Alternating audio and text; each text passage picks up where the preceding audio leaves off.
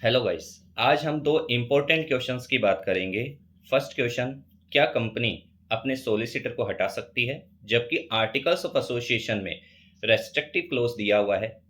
Second question, क्या company अपने directors को हटा सकती है जबकि उसके लिए भी आर्टिकल्स ऑफ एसोसिएशन में रेस्ट्रिक्टिव क्लोज दिया हुआ है। तो फर्स्ट क्वेश्चन का आंसर ढूंढते हैं। तो सेक्शन नंबर 10 जो है कंपनीज एक्ट का, वो ये कहता है कि जो आर्टिकल्स ऑफ एसोसिएशन होता है वो कंपनी और उसके मेंबर्स के बीच में किया गया एक एग्रीमेंट होता है, जबकि सोलिसिटर एक आउटसाइडर होता है, प्रोफेशनल कैपेसिटी में कंपनी से जुड़ा हुआ होता है। तो सोलिसिटर को कंपनी हटा सकती है, बस शर्ते कि इंडियन कॉन्ट्रैक्ट एक्ट 1872 के हिसाब से कोई कॉन्ट्रैक्ट नहीं किया गया हो। क्योंकि अगर इंडियन कॉन्ट्रैक्ट एक्ट 1872 का कोई कॉन्ट्रैक्ट होगा तो फिर सोलिसिटर जो है कंपनी से डैमेजेस क्लेम कर सकता है। अदरवाइज जो है यहाँ पर आर्टिकल्स ऑफ एसोसिएशन का फायदा सोलिसिटर को नहीं मिलेगा। दूसरे क्वेश्चन की बात करते हैं, क्या कंपनी अपने डायरेक्टर्स को हटा सकती है जबकि आर्टिकल्स ऑफ एसोसिएशन में रेस्ट्रिक्टिव क्लोज हो? तो इसका भी आंसर यस ही है।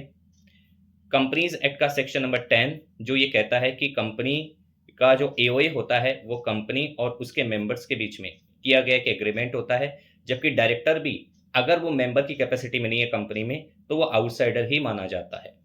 ठीक है, तो इसलिए यहाँ पे हम कह सकते हैं कि जो है डायरेक्टर जो है वो भी आर्टिकल्स ऑफ एसोसिएशन में जो कंडीशंस दी गई है, ठीक है, उनको वो एनफोर्स नहीं करवा सकता, रेस्ट्रिक्टिव कंडीशंस को।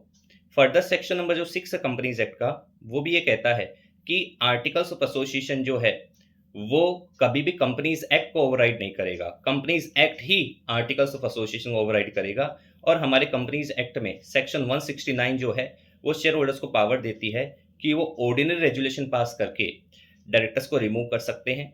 तो इसलिए जो है सेक्शन 169 के जो पावर्स हैं शेयर होल्डर्स के, उनको आर्टिकल्स ऑफ एसोसिएशन जो है रेस्ट्रिक्ट नहीं कर सकता। ठीक है, तो ये भी एक रीजन है। तो आज हमने दो क्वेश्चंस के बारे में देखा बच्चों। Thank you.